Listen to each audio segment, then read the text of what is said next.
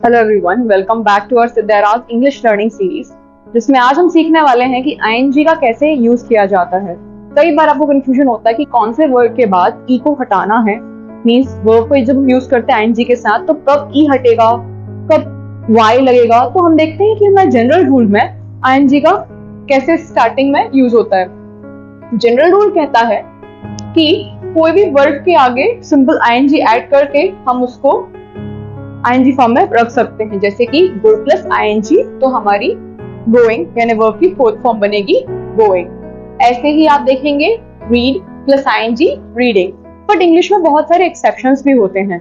Exceptions जैसे कि कई बार क्या होता है, एक रूल बोलते हैं कि वर्ड जो भी एंड करती कॉन्सोनेंट के बाद ई के साथ, यानी कि राइड जैसे देखते हैं RIDE, तो डी यहाँ पर क्या हुआ, कॉन्सोनेंट हुआ, और ई यहाँ पर उसके बाद आने वाला वावल हुआ। जब भी कॉन्सोनेंट के बाद ई आता है तो वहां से ई हट के डायरेक्टली आईएनजी लग जाता है, तो हमारी स्पेलिंग हो जाती है राइडिंग की, RIDING।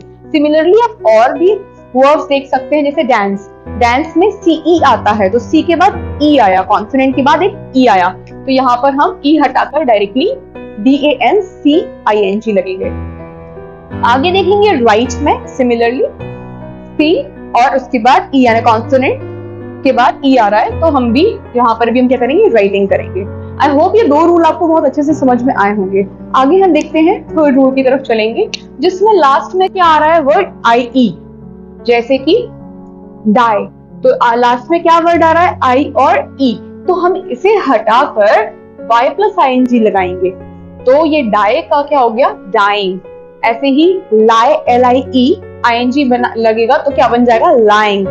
IE हटा के Y लगा देंगे। टाइंग में भी IE हटाकर हम Y लगाएंगे तो टाइंग हो जाएगा। अब हम नेक्स्ट रूल की तरफ चलते हैं, जहां पर लिखा है when a verb with one syllable ends in a CVC यानी consonant plus vowel plus consonant rule, we double the final consonant. हम वहां पर फाइनल कॉन्सोनेंट का क्या कर देते हैं, डबलिंग कर देते हैं। जैसे सी पुट प्लस ING, तो यू कैन सी समथिंग, यहाँ पर P कॉन्सोनेंट है, U वावल है और T कॉन्सोनेंट है, उसमें ING फॉर्म लगाएंगे, तो यहाँ पर आप देखेंगे डबल T आ गया है, तो ये हो गया putting. I am pretty sure कि मुझे लगता है कि ये चारों रूल्स आपको बहुत अच्छे से समझ में आए होंगे। और यदि आपको ये अच्छे से समझ में आया तो आप एक कमेंट बॉक्स में मुझे कट प्लस ING का आंसर क्या होगा वो लिखना बिल्कुल ना भूलें। मैं देखूंगी कि सबसे अच्छा आंसर सबसे पहले किसका आया है, और फिर उसको नेक्स्ट वीडियो में भी प्रेज करूंगी। Thank you so much and don't forget to like, subscribe and share. Thanks.